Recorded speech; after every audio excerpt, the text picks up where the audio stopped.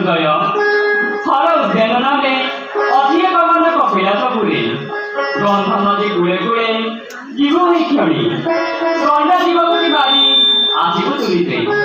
ଯାଅ ବାବା ଏହି କାର୍ଯ୍ୟରେ ଆଉ ବିଳମ୍ବ କର ନା ତାହେଲେ ମୁଁ ଆସୁଛି ଦେବଶ୍ରୀ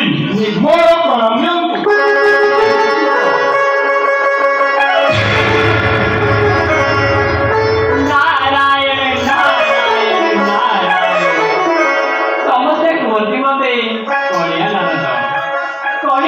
देखिले मनटा खाली गोली घाटी होती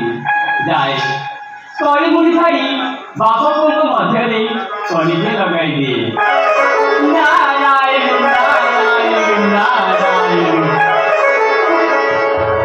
अरे आमे सबूत निमित मात्र